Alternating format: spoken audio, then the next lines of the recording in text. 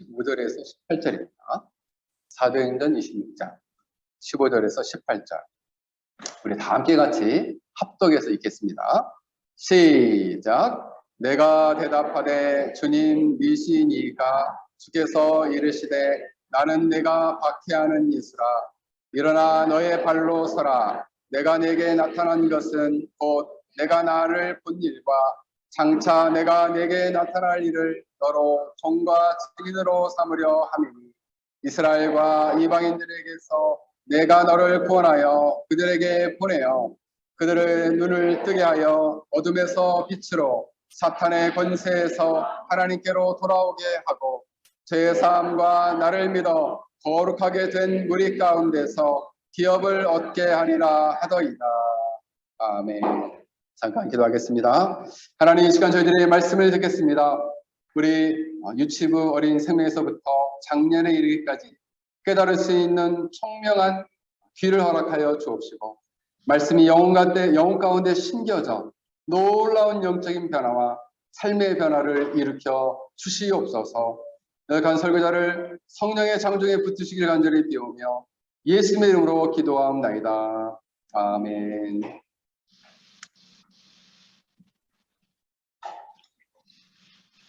오늘 말씀의 제목은 참된 믿어 그리스도를 아는 지식과 사랑이라는 주제를 가지고 말씀을 전하고자 합니다. 오탈자가 났네요. 그리스도를 아는 지식과 사랑 이런 주제입니다. 여러분들이 기도 많이 해주셔가지고 한국 방문 일정을 그래서 건강하게 감기 걸리지 않고 이렇게 건강한 모습으로 오게 됐습니다. 저희 가정을 위해서 기도해 주신 우리 성도 여러분들께 감사의 말씀을 드립니다. 오늘 본문을 보면은 바울 이 사도행전 21장부터 23장까지는 사도 바울은 에베소 근처에 있는 밀레도에서부터 예루살렘까지 여행을 하고 예루살렘에서 원주나 목사님 집중해야지.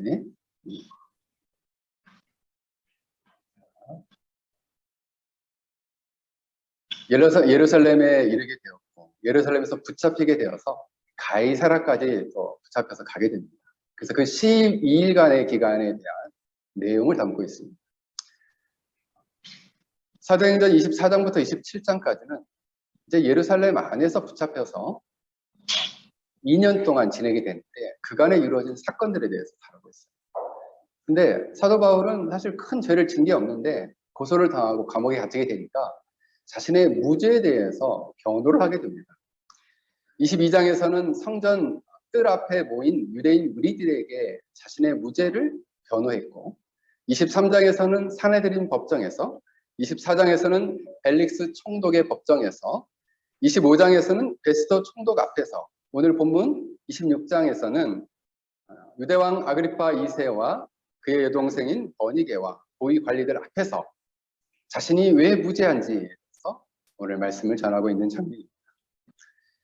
사도행전 26장 전체를 보면 1절부터 11절까지는 그가 예수님을 만나기 전에 유대인으로서 예수님을 믿는 사람들을 어떻게 핍박했는지에 대한 자신의 삶을 말하고 있습니다. 자신의 삶에 대해서 이야기하고 있습니다. 고개를 들고 다 저를 보세요.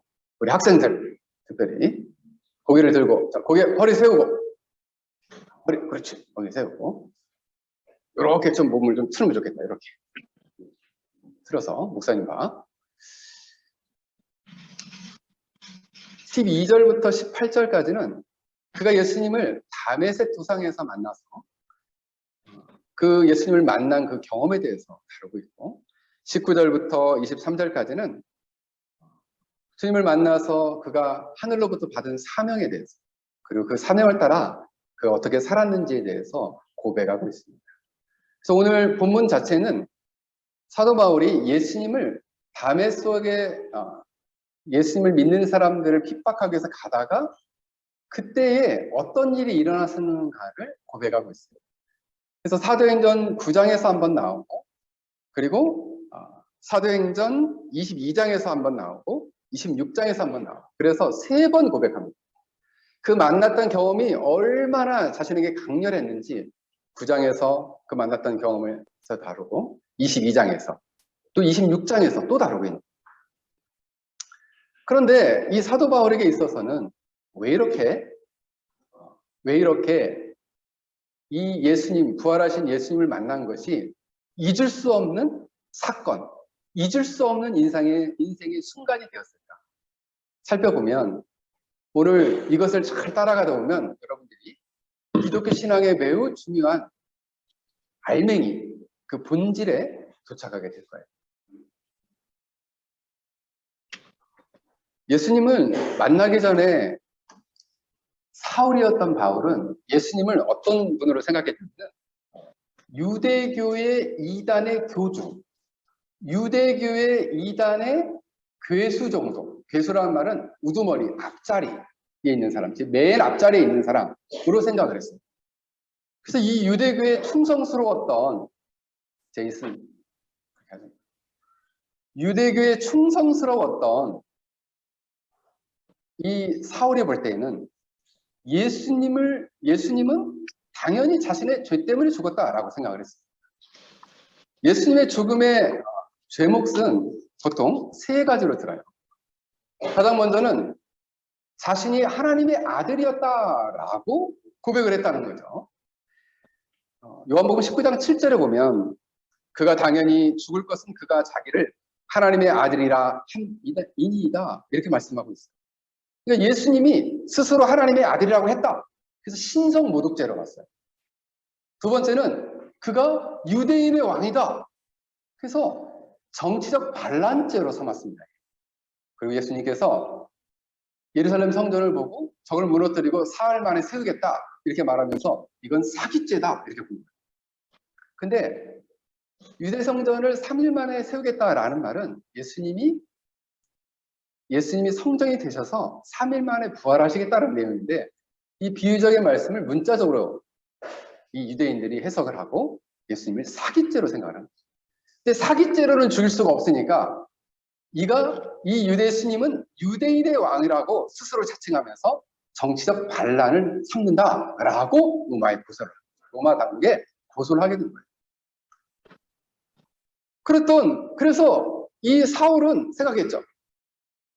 뭐라고 생각해요? 예수님은 자기 죄 때문에 죽었다라고 생각을 한 거예요.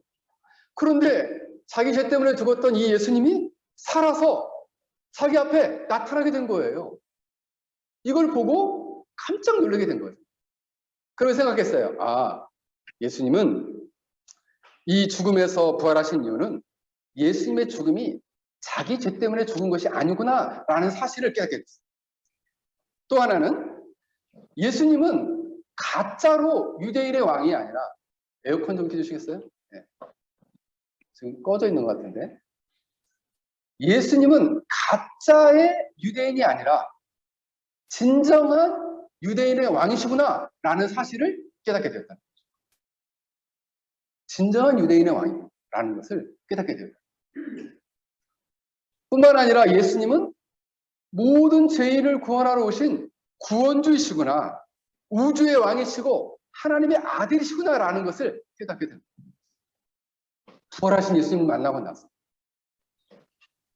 그러므로 예수님은 그렇구나, 이단의 괴수, 이단의 교주가 아니라 이 세상을 구원하러 오신, 죄인을 구원하러 오신 구원주이시고 구세주이시구나 라는 사실을 비로소 지식적으로 알게 된 거예요.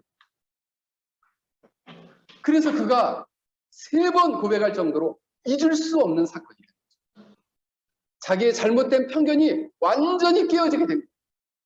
잘못된 생각이 완전히 변화하게 된 거예요.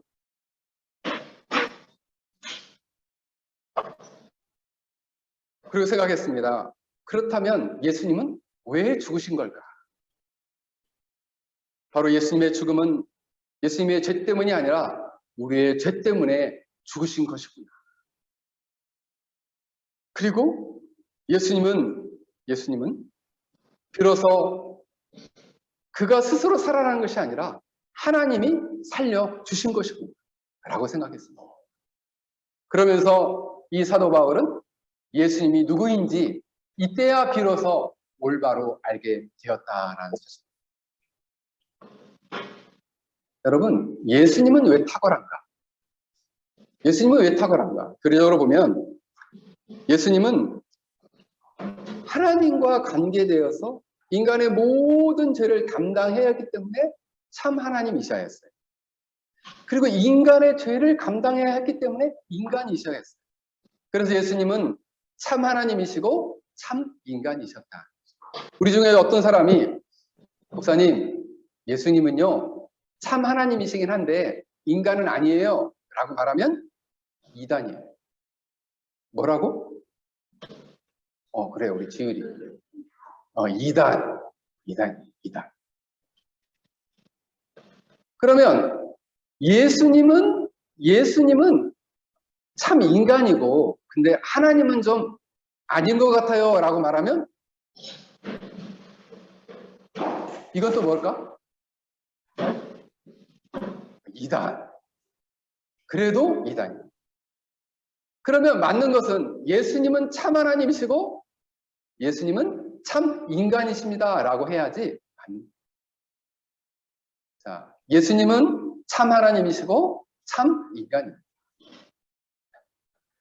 예수님은 참 하나님이시고 참 인간이신데 어떻게 참 하나님이시고 참 인간이실까? 그래서 예수님의 신적인 본질 안에는 예수님의 신적 인격 안에는 신의 성품과 그래서 이 신의 성품을 다른 말은 신성, 100%의 신성과 100%의 인간의 성품을 가지셨다라고 말씀드릴 수 있어요. 그래서 그 예수님의 성품은 그 예수님 안에서 아름답게 한 인격 안에 연합을 이루고 있다. 이렇게 보는 것이죠. 그래서 이걸 조금 쉽게 설명을 하면 예수님의 인간의 모습 안에 하나님의 신성을 감추셨다. 이렇게 말해야 교리적으로 맞다라고 말씀드릴 수 있습니다. 에어컨 좀 켜주세요. 켰어요? 오늘 엄청 덥네요. 그죠? 네. 춥다고? 여긴 추워. 목사님은 덥네. 그래요? 알았어요. 잠깐만. 그렇다면 예수님은 모든 인간의 죄를 짊어져야 했기 때문에 참 하나님이셨고 우리 인간의 죄를 대신 져야 했기 때문에 참 인간이 되셔야만 했다. 그렇다면 예수님은 참 인간이 왜 되셨을까요? 생각해보면 예수님이 인간이 되셨어. 인간이 되셨는데 왜 인간이 되셔야만 했는가? 예수님은 무엇보다 이 땅에 오셔서 경험하신 게 있어요. 가장 먼저는 가난을 경험하셨어요. 가난. 그래서 예수님께서는 누가복음 9장 58절에 보면 예수님께서 가라사대 여우도 굴이 있고 공중의 새도 집이 있으되 인자는 머리 둘 곳이 없다 하시고 목사님도 선교사로 해외에 살다 보니까 한국에 집이 없어요. 한국에 가면은 숙소 구하기가 어려워. 그래서 추운 날에 특히 한국에 나가면 굉장히 어렵습니다. 왜? 여기에서 여기로 또 이사를 해야 돼요. 여기에서 또 여기로 이사를 해야 돼요. 계속해서 떠돌아야 돼요. 근데 예수님은 일생토록 집이 없이 사셨어요. 그죠? 그래서 예수님 말씀하시기를 여우도 굴이 있고 공중에 새도 집이 있을 때 인자는 머리 둘 곳이 없다. 가난하게 사셨습니다. 예수님은 육체적으로도 피곤해지셨어요. 그래서 배에서 주무시기도 하시고 그리고 배가 고프셔가지고 식사를 하시기도 하셨어요. 하나님의 아들이면 밥 안 먹고도 배부른 거 아니에요? 우리에게 생각할 수 있는데 예수님은 식사도 하셨어요. 피곤하셔서 주무시기도 하셨어요. 그리고 예루살렘 성전의 모습을 보고 안타까워하시며 우시기도 하셨어요. 나사렛의 죽음을 보고 안타까워하시며 눈물을 흘리며 우시기도 하셨어요. 목자 없는 양과 지루하고 방하는 양떼들을 보시고 가슴 아파하시며 그리고 불쌍히 여기시며 민망히 여기셨어요. 예수님은 대신에 죄가 없으셨는데 죄의 유혹도 받으셨어요. 왜요? 참 인간이셨어요. 인간이셨기 때문에. 그리고 예수님은 육체적인 고통, 십자가에 못 박혔을 때 예수님은 하나님의 아들이었으니까 안 아팠을 거야. 아니, 아프셨어요. 겟세마네 동산에서 기도하실 때는 마태복음 26장 38절을 보면 내 마음이 매우 고민하여 죽게 되었습니다. 예수님도 죽을 것 같은 정신적 스트레스를 받으셨어요. 그럼 목사님, 왜 예수님은 이렇게 참 인간이 되셔서 가난과 슬픔과 아픔과 고통, 피곤함과 지침, 죄의 유혹을 왜 겪으셔야만 했나요? 그 이유가 있는데, 그 이유는 하늘에 계신 하나님과 우리와의 관계를 연결해주기 위해서, 하나님과 우리와의 관계를 중지하셔서 연결하시는 분을 다른 말로는 중보자라고 말해요. 중보자. 그래서 우리가 제가 여러분들에게 교리를 배우신 분들은 제가 교리를 가르칠 때 말씀을 드렸죠. 예수님은 누구신가? 창조와 관련해서는 하나님의 아들이시고, 하나님과 관련해서는 하나님의 아들이시고, 하나님의 영광의 광채이시고 본체의 형상이시다. 창조와 관련해서는 만물의 창조자이시고, 만물의 보존자이시고, 만물의 상속자이시다.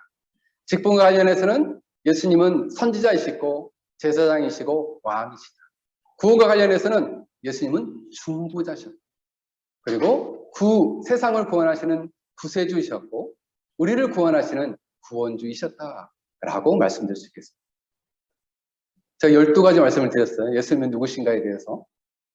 그래서 우리가 기독교 신앙이 자라간다라고 할 때에는 참된 미덕을 가진 그리스도인들은 예수님이 누구이신지를 잘 알아가야 돼요. 지식적으로 뿐만 아니라 예수님이 어떠한 분이신지를 알아가야 돼요. 예수님은 하나님과 우리와의 죄로 말미암아 불화해서 멀어진 관계를 이어주길 원하셨어요. 불화해서 거리감을 느껴서 하나님을 두려워하는 관계를 두려워하지 않고 친근함을 가지고 다가가도록 하나님과 우리 사이를, 하나님은 우리의 아버지가 되고 우리는 그의 자녀가 되는 그런 친밀한 관계로 화목해 하셨다는 거죠. 무엇을 통해서? 예수님의 속죄 은혜를 통해서. 그래서 예수님은 누구시냐? 중보자였다.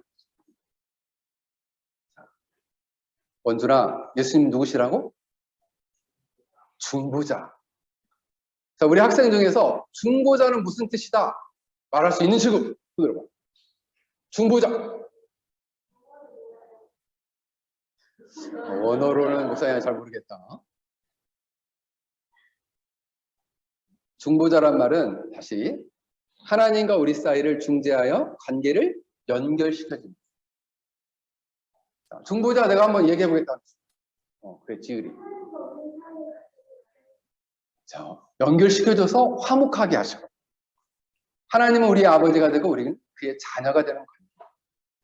여러분, 세상에는 하늘에 계신 하나님을 단 한 번도 인생을 살면서 아버지라고 부르지 못하고 살아가는 사람도 많이 있어요. 하늘에 계신 하나님을 단 한 번도 아버지라고 부르지 않고 살아가는 사람이 많이 있다는 거예요. 근데 우리는 어떻게 해요? 하나님께 기도할 때 하나님을 아버지라고 부를 수 있게 됐다. 어떻게? 예수님이 중보자가 되셔서 하나님과 우리와의 관계를 화목케 하셨기 때문에 가능한 일이 되었다는 것이죠. 그래서 디모데전서 2장 5절에 보면 하나님은 한 분이시요 또 하나님과 사람 사이에도 중보자도 한 분이시니 곧 사람이신 그리스도 예수라라고 말씀하고 있습니다. 딱 한 분이에요. 두 명이라고 하면 틀려요. 딱 한 분. 누가 중보자예요? 사람이. 누가 중보자예요? 예수님. 예수님. 자, 원준이 누구라고? 중보자는 누구라고? 예수님. 예수님. 중보자는 예수님이시다. 사랑하는 성도 여러분, 여러분들이 참된 그리스도인이라면, 미덕한 그리스도인이라면 예수 그리스도를 알아가는 일에 힘써야 합니다. 이걸 지식적으로 할 뿐만 아니라 여러분들이 그러한 예수님을 경험해야 합니다.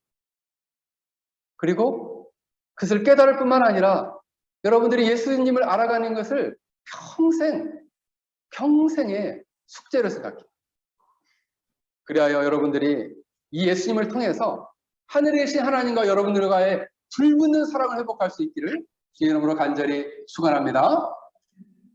뿐만 아니라 우리는 예수님을 알아갈 뿐만 아니라 예수님이 누구신지를 알 뿐만 아니라 무엇을 또 알아가야 할까요? 그것은 바로 예수님의 사랑이 어떠한 사랑인지를 알아가야 합니다. 예수님을 일평생 핍박했던, 예수님을 만나기 전까지 핍박했던 이 사도 바울이 예수님을 만났을 때 경험했던 사랑은 어떤 사랑이었을까요? 첫 번째 사랑은, 이 사도 바울을 향한 예수님의 사랑은 오래 참으시는 사랑이었다. 오래 참으시는 사랑. 여러분, 예수님을 만나기 전 사울이었던 바울은 나사렛 예수의 이름을 외치는 곳을 가서 그들을 반대하기 위한 모든 일을 행하는 사람이었어요. 만약 그때 예수님이 참지 않으시고 그를 심판하셨다면 그런 영원한 심판을 당하게 되었을 것입니다. 사도 바울이 사울이 대제사장에게 권한을 위임받고 많은 신자들을 감옥에 가두고 그들을 사형에 처하는데, 특히 스데반 집사님을 사형에 처할 때 찬성표를 던졌을 때에 만약 예수님이 참지 않으셨다면 어떻게 됐을까요? 그는 영원한 심판을 당하게 됐을 거예요. 그가 각지의 회당에 다니면서 신자를 찾아서 벌하고 예수님을 믿는 사람들에게 종용했어요. 어떻게 종용했느냐? 예수님을 모독해라고. 자기 스스로 고백해요. 예수님은 가짜라고, 이단의 괴수라고 고백하라. 그렇게 모독하도록 그들을 핍박했을 때에도 예수님은 그를 오래 참아 주셨습니다. 만약 그때 참지 않았다면 그는 하나님의 엄중한 심판을 당하게 됐을 거예요.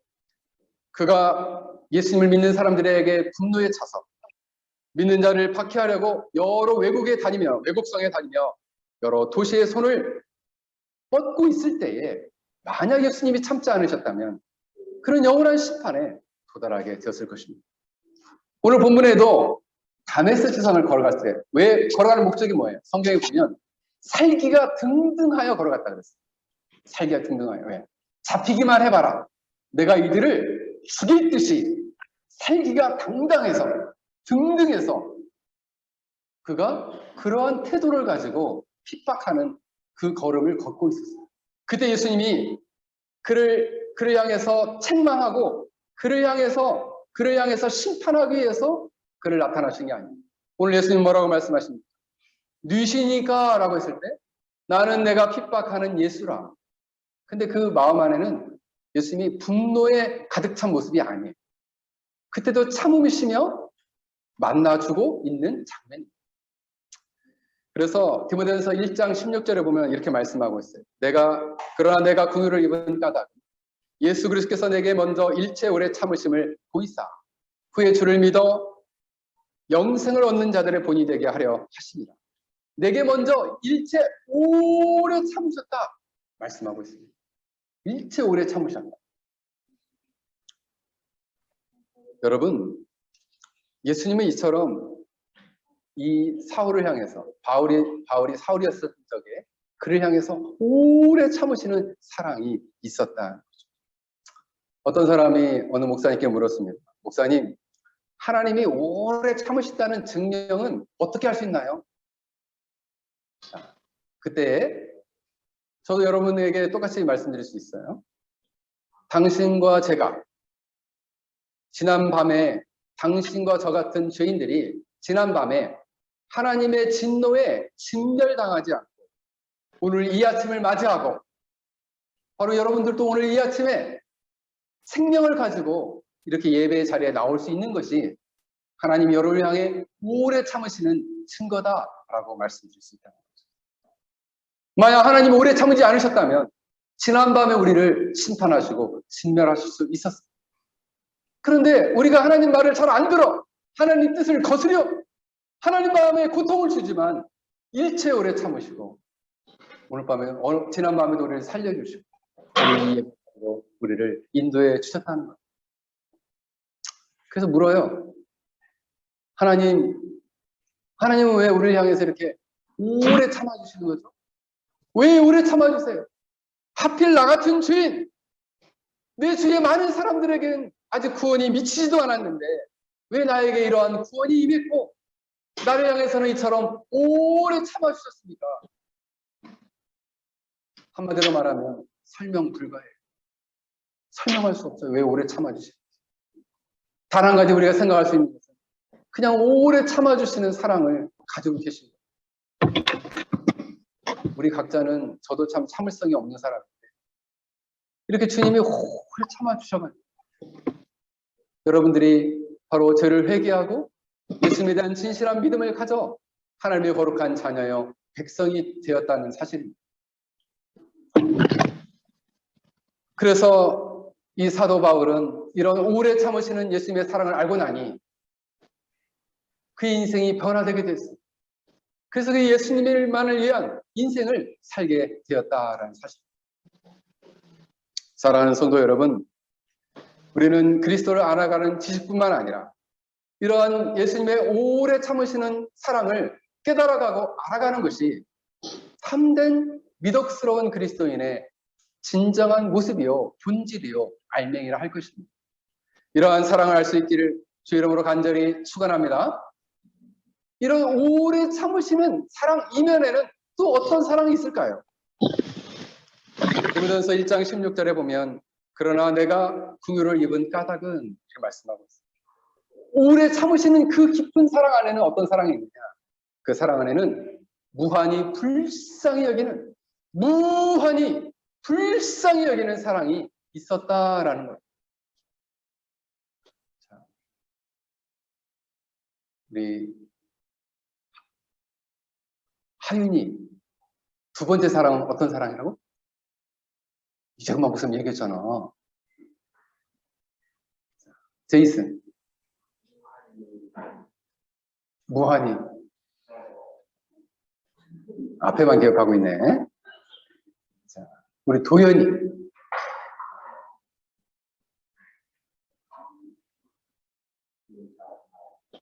큰일 났네.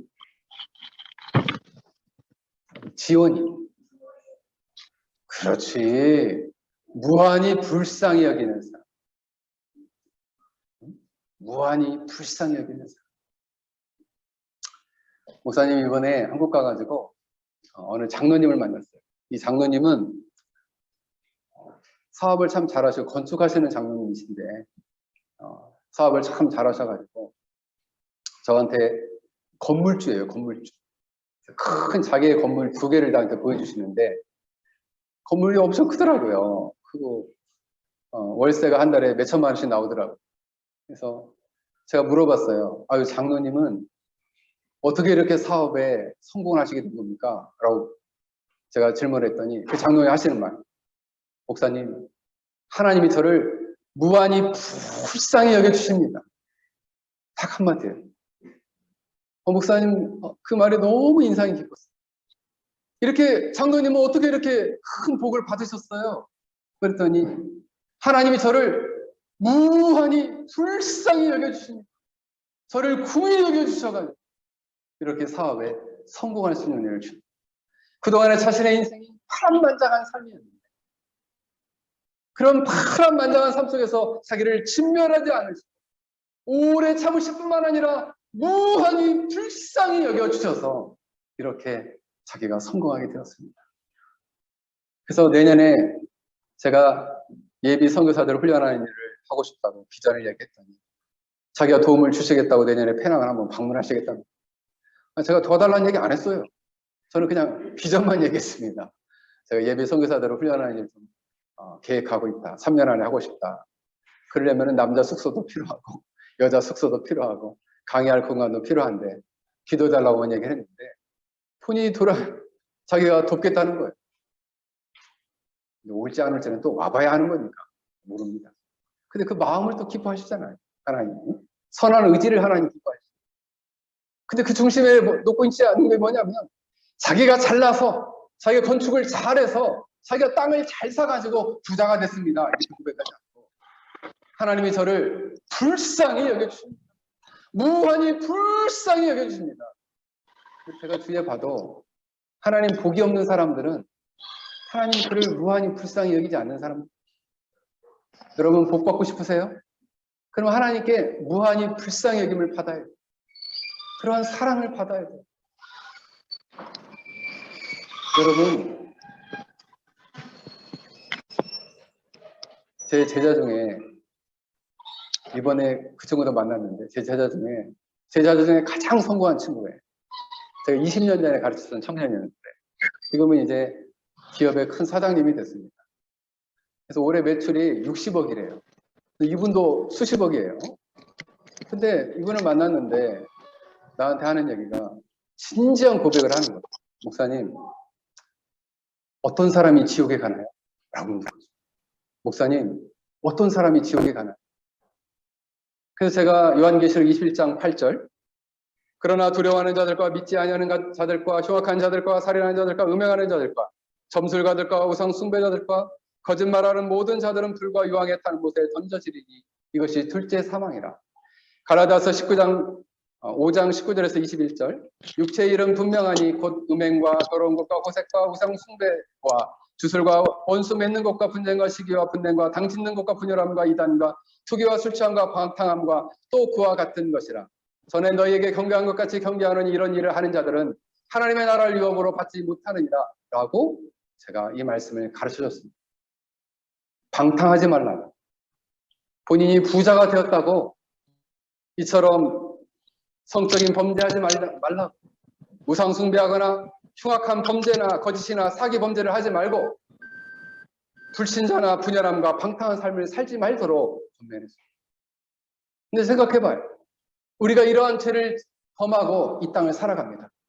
근데 그 사람 밑에는 커다란 지옥이 입을 떡 벌리고 그를 기다리고 있어요. 하나님의 인내, 오래 참으시는 인내가 끝나고 그를 무한히 불쌍히 여기시는 사랑이 끝이 나면 그때에 그 땅이 갈라지고 그는 영원한 지옥의 불구덩이에 떨어지게 될 거예요. 그러면서 저한테 얘기하요. 자기가 어느 순간에 목사님, 제가 휴대폰을 보는데 유튜브를 열었대요. 그 바쁜 가운데 유튜브를 열었더니 지옥에 관한 말씀이 뚝 떴는데, 그래서 유튜브에 나오는 지옥에 관한 설교를 다 들었다는 거예요. 그런데 그때 그 순간에 그 지옥이 자기 마음에 쑥 들었다. 그 다음부터 두려운 마음이 들었어. 잠도 못 자고. 사업은 잘 되는데, 그래서 수십억을 벌고 있는데 잠을 못 자고. 그래서 나를 만나자마자 목사님, 어떤 사람이 지옥에 가나? 그래서 제가 그럼 어떤 사람이 천국에 가는지도 가르쳐줬습니다. 어떤 사람이 천국에 갈까요? 마가복음 1장 15절에 보면 때가 찼고 하나님의 나라가 가까이 왔으니 회개하고 복음을 믿으라. 회개하고 복음을 믿는 사람, 예수 그리스도를 믿는 사람이 하나님의 나라에 가게 됩니다. 사도행전 16장 31절을 보면 주 예수를 믿으라. 그리하면 너와 내 집이 구원을 얻으리라. 할렐루야. 주 예수를 믿으라. 그리하면 너와 내 집이 구원을 얻으리라. 누구를 믿으래요? 현승이. 누구를 믿으래? 너 생각은 딴 데가 있었어?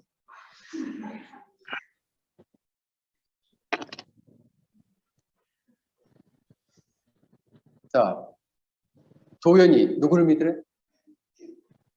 예수님을 믿으래. 요한복음 3장에 보니 3장 3절에서 5절을 보면 예수께서 대답하여 이르시되 진실로 진실로 내게 이르노니 사람이 거듭나지 아니하면 하나님의 나라를 볼 수 없느니라. 5절 예수께서 대답하시되 진실로 진실로 내게 이르노니 사람이 물과 성령으로 나지 아니하면 하나님 나라에 들어갈 수 없느니라. 그 예수님을 믿고 그 영혼이 새롭게 태어나지 않으면 영원한 지옥에 떨어지게 된다는 것이 성경에서 말씀하고 있는 내용입니다. 우리는 본래적으로 진노의 자녀요. 하나님의 진노의 자녀로서 영원한 심판과 영원한 지옥에 떨어지는 우리를 하나님께서 무한히 불쌍히 여겨주셔가지고 지금까지 살려주신 거예요. 여러분이 살아있는 것은 뭐라고요? 무한히 불쌍히 여겨주신 거예요. 그래서 어떤 학자분이 우리 한국의 아주 유명한 불신학자인 우리 구원론을 가지고 박사학위를 하셨어요. 그분이 뭐라고 얘기하냐면 지옥과 이 땅의 차이점이 뭐냐? 지옥은 하나님의 자비가 1도 없는 거죠. 하나님의 뭐가 없다고? 그렇지. 하나님의 자비가 없다고. 어디에? 지옥에. 그렇지. 지옥에는 하나님의 자비가 1도 없어요. 1도 없어. 아유, 그냥, 그래서 어떤 학자들은 하나님 얼마나 자비로우신데 거기에서 막 수천만 년을 갖다가 고통을 주시겠어요. 어느 때가 되면은 다 멸절해서 다 없애버리겠죠. 그렇게 주장한 사람도 있었어요. 근데 성경은 그렇게 말씀하고 있지 않아요.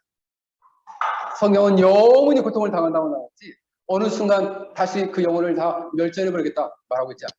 없애버리겠다. 고통당하지 않고 영혼 자체를 없애버리겠다. 제거해버리겠다 말씀하지 않아요. 왜요? 지옥에는 하나님의 자비가 1도 없기 때문에. 그러면 우리는 지금 살아있을 때는요. 살아있을 때는 소망이 있어요. 왜요? 저를 회개하고 예수님에 대한 진실한 믿음을 가질 수 있기 때문에. 아직 희망이 있어요. 그래서 전도서에서는 죽은 사자보다 산 개가 낫다 이렇게 말씀하고 있어요. 사랑하는 성도 여러분, 거듭나지 못한 사람, 비회심자, 그리고 자연인은 여전히 하나님 손에 붙들린 진노하시는 하나님의 손에 붙들린 죄인들의 어느 순간 이 진노하시는 손을 탁 하고 놓으시면 하나님의 무한히 긍휼히 여기시는 사랑으로 그를 붙잡지 않고 그를 놓으시면 영원한 시파를 떨어지게 되는 거예요. 여러분 묻고 싶습니다. 불신자, 거듭나지 못한 자, 비회신자와 이 지옥의 불구덩이 사이에는 그 어떤 공간도 없습니다. 선족에서 말하는 지옥의 중간에 중간지대 연옥이 목사님 있지 않을까요? 없어요. 그래서 지난번 목사님이 호주의 무명의 전도자 목사님 프랭크 가너 목사님의 말씀처럼 여러분 영혼은 구원 받았습니까? 만약 당신이 오늘 밤에 죽는다면 영혼의 세계 가운데 오늘 밤에 어디에 있겠습니까? 지옥에 있겠습니까? 천국에 있겠습니까? 오늘 밤 집에 돌아가서 진지하고 심각하게 숙고하고 생각해 보십시오. 자, 손 한번 들어볼까요? 나 오늘 밤에 하나님이 나의 영혼을 부르시면 나는 천국에 가 있을 것이다 하시는 분 손 들어보세요. 뭡니까 이거? 아직까지도 확신이 없어. 주여 힘내겠어요. 오늘 밤에 지옥 가면 어떡할 거예요, 여러분? 하나님의 무한히 여기시는 사랑이 끝나서 무한히 불쌍히 여기시는 사랑, 오래 참으시는 사랑이 끝이 나서 놓으시면 어떡할 거예요? 여러분 오늘 밤에라도 오늘 이 시간에라도 죄를 철저히 회개하고 예수님에 대한 진실한 믿음을 가져 구원할 길 주의 이름으로 간절히 축원합니다. 마지막 예수님의 사랑은 사도 바울을 향한 예수님의 사랑은 용서하시는 사랑이었습니다. 사도행전 22장 16절에 보면 아나니아를 통해서 이렇게 예수님이 말씀하십니다. 이제는 왜 주저하느냐? 일어나 주의 이름을 불러 세례를 받고 너의 죄를 씻으라. 여러분, 우리가 하나님과의 관계를 회복하고 불변의 사랑을 회복하기 위해서는 죄를 씻어야 합니다. 바로 예수님의 속죄하시는, 죄를 덮으시고 씻으시는 이것을 속죄라고 말씀드렸죠. 이 사랑을 덧입어야 합니다. 바로 용서하시는 사랑을 입을 때에 비로소 그가 새로운 인생을 살 수 있게 되었다. 여러분, 용서라는 것은 우리가 원래 일반적 의미에서는 용서라는 말은 책임을 면해주는 거죠. 법적인 책임을. 누군가 손해를 입히거나 위해를 입히거나 고통을 줬을 때에 법적인 책임을 면해주는 것을 용서라고 합니다. 그러나 기독교에서 말하는 용서는 법적인 책임을 용서해줄 뿐만 아니라 현재적으로 가지고 있었던 그 하나님과의 사랑, 그 사랑을 지속적으로 그 관계를 유지할 수 있도록 하시는 것이 기독교적인 용서다라는 것이죠. 그래서 바로 예수님께서는 이 사도 바울을 법적인 책임을 묻지 않으실 뿐만 아니라 그를 용서하시고 사랑의 관계 가운데 예수님의 사랑에 붙잡혀 그 용서하시는 사랑에 붙잡혀 살아가도록 그 관계를 유지하며 살아가도록 그를 붙들어 주셨다는 거예요. 여러분들까지 제가 묻고 싶어요. 예전에 뜨겁게 사랑했던 사랑 말고 오늘 현재 내가 그 예수님의 그 용서하시는 사랑, 현재적으로 나를 사랑하시는 그 사랑이 나를 붙들고 있느냐 없느냐라는 것은 매우 중요하다는 사실. 손 한번 들어볼까요? 나는 현재적으로 주님이 나를 너무 뜨겁게 사랑하시고 나의 사랑으로 나를 붙들고 계시다는 것이 나는 느껴집니다 하는 분들 손 한번 들어보세요. 우리 학생들입니다. 할렐루야. 아직 손은 못 드는 분들이 있는데 오늘 이 시간에 하나님의 용서하시는 사랑이 여러분 가운데 임하시기를 주의 이름으로 간절히 축원합니다. 어떤 분이 어떤 청년이 목사님을 찾아갔습니다. 그리고 목사님께 고백했습니다. 목사님, 저는 하나님께서 저를 완전히 버리신 것 같아요. 저는 너무 큰 죄를 졌기 때문에 아무리 죄를 회개해도 하나님이 제 죄를 용서해 주지 않을 것 같아요. 목사님, 저 같은 사람에도 희망과 소망이 있을까요? 그러자 그 목사님은 말씀해 줬습니다. 사랑하는 형제님, 하나님께서 어떤 죄이든지 그가 죄를 철저히 회개하면 그를 용서해 주십니다. 그리고 예수님을 믿으면 예수님 안에서 형제님은 다시금 새롭게 태어나게 된 것입니다. 형제님 한번 생각해 보십시오.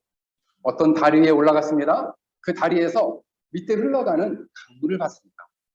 그 강물 위에는 수많은 더러운 쓰레기, 스티로폴, 그다음에 더러운 나뭇가지, 온갖 잡다한 쓰레기가 흘러갑니다. 그것이 흘러가고 난 후에는 새롭고 깨끗한 물이 흐릅니다. 마찬가지로 신자가 죄를 회개하고 예수님에 대한 믿음을 가지면 속죄하시는 큰 강물이 흘러서 우리 영혼을 깨끗고 새로운 물이 흐르는 것처럼 우리를 새롭게 우리를 창조해 주십니다. 라고 말씀해 주셨습니다. 그래서 고린도후서 5장 21절 말씀처럼 우리는 그리스도 예수 안에서 새로운 피조물이라. 이전 것은 지났으니 보라 새 것이 되었도다. 할렐루야. 그래서 여러분들이 죄를 철저히 회개하고 예수님에 대한 진실한 믿음을 가지면 그래서 진실하게 우리를 속죄하시는 용서하시는 사랑을 경험하게 된다면 우리는 새로운 인생을 살게 될 것입니다. 그래서 이 사도 바울도 이 용서하시는 사랑에 붙잡혀 그가 일생을 헌신하며 살아가게 되었던 것입니다. 그래서 오늘 본문의 말씀처럼 자기처럼 어둠 가운데 있는 자들을 빛으로 인도하길 원하고 자기처럼 사단의 권세에 있는 자들을 하나님께로 인도하는 일에 자기가 본 일, 자기가 만난 예수님, 자기가 본 일, 그리고 주님께서 자기에게 하신 말씀을 전하기 시작했다는 거예요. 그것을 일생 동안 자기 평생에 걸쳐서 숙제로 생각하고 전했다는 거예요. 그게 오늘 사도 바울의 고백입니다. 그래서 많은 사람들이 죄를 회개하고 생명을 얻어 거룩한 기업의 한 무리가 되기를 그 거룩한 무리가 되어 기업을 얻게 되기를 그는 고백하고 있는 것입니다. 사랑하는 성도 여러분, 여러분들은 미덕한 그리스도인들은 어떻게 해야 되느냐? 예수님이 누구인지를 평생을 통해 알아가기를 힘써야 합니다. 그런 점에서 진리를 배우는 일에 힘써야 합니다. 아유, 저는 목사님 설교만 들어도 충분해요. 제 설교를 여러분들이 높게 쳐줘서 감사합니다. 그런데 설교만으로 충분치 않아요. 진리를 배워가는 일에 더 힘써야 돼요. 말씀을 배워가는 일에 더 힘써야 돼요. 뿐만 아니라 그 말씀 속에 나타난 그 예수님의 이런 오래 참으시는 사랑, 하나님이 불쌍히 여기시는 사랑, 그리고 우리를 용서하시는 그 사랑을 여러분들이 영혼 깊이 체험할 수 있길 주님으로 간절히 축원합니다. 오늘 우리 말씀을 생각하며 우리 함께 같이 기도하겠습니다. 원장님이 만나주셔서 이렇게 그리스도를 알아갈 뿐만 아니라 우리를 그리스도를 아는 지식과 사랑으로 우리 사랑을 깊이 경험하고 참된 그리스도인들로 오늘 밤에 주님께서 우리 영혼을 부르신다면 그래서 주님 품에 안길 수 있는 참된 믿음을 주시도록 우리 다 함께 같이 간절히 기도하겠습니다. 하나님 아버지, 하나님 우리를 향해서 하나님 오래 참아주시고 무한히 불쌍히 여겨주시고 그리고 우리의 모든 죄, 이 더러운 죄를 용서해 주시고 우리를 버리지 아니하시고 하나님의 거룩한 자녀 삼아주신 은혜에 감사와 찬양을 드립니다. 주 예수를 믿으라. 그리하면 너와 내 집이 구원을 얻으리라. 회개하라. 그리고 회개하고 복음을 믿으라. 하나님 나라가 가까이 왔느니라. 물과 성령으로 거듭나지 않으면 하나님 나라에 들어갈 수 없느니라 말씀하셨습니다. 하나님 이 시간 우리가 죄를 회개하고 예수님에 대한 진실한 믿음을 가져 영원한 생명을 얻기를 원합니다. 오늘 밤에 주님께서 우리 영혼을 부르신다면 천국에서 주님 품에 안길 수 있도록 하나님 아버지 저의 영혼을 하나님 받아와 주시고 저의 영혼을 하나님 품에 여겨 주옵시고 하나님 영원토록 주님 품에 안길 수 있는 은혜를 허락하여 주시옵소서. 우리 하나님의 권하는 참된 생명을 허락하여 주시옵소서. 오 하나님 아버지 은혜와 자비를 베풀어 주시옵소서. 이 시간 저를 따라서 다시 한번 기도하겠습니다. 우리 가슴에 손을 얹고 함께 저를 따라 기도하겠습니다. 주 예수님, 나는 주님을 모두 따라서 하겠습니다. 나는 주님을 믿고 싶습니다. 십자가의 죽으심으로 내 죄값을 감당하시니 감사합니다. 지금 나는 내 마음의 문을 열고 예수님을 나의 구원주, 하나님의 아들로 영접합니다. 나의 과거의 죄, 현재의 죄, 미래의 죄를 용서해 주시고 영원한 생명을 주옵소서. 나를 다스려 주시고 나를 주님이 원하시는 사람으로 만들어 주옵소서. 장차 주님께서 내 영혼을 부르실 때에 천국에서 주님 품에 안길 수 있도록 축복하여 주옵소서. 예수님의 이름으로 기도합니다. 아멘. 하나님 아버지, 이 시간 저희들이 가난한 마음으로 다시금 우리가 하나님 앞에 큰 죄인인 것과 이 죄인을 위해서 예수님이 십자가에 죽으시고 벌하신 사실을 마음에 믿어 하나님의 거룩한 백성들이 되기를 소원하는 하나님의 백성들의 영혼을 구력여 주시고 그리고 그 영혼 가운데 예수님의 거룩한 생명을 심어 주시옵소서. 그래 장차 주님께서 부르실 때 천국에서 주님 품에 안길 수 있도록 저희들을 축복하여 주시옵소서. 감사드리며 예수님의 이름으로 기도하옵나이다.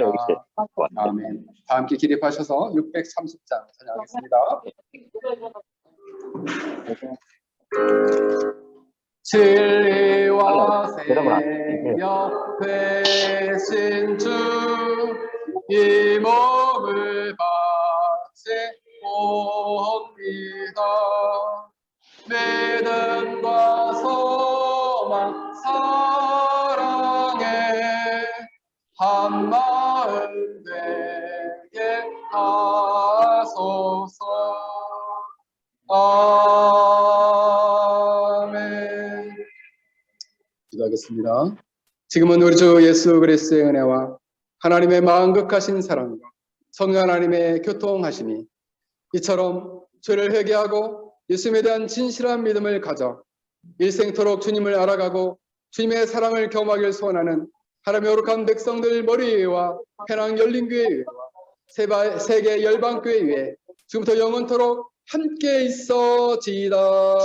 아멘.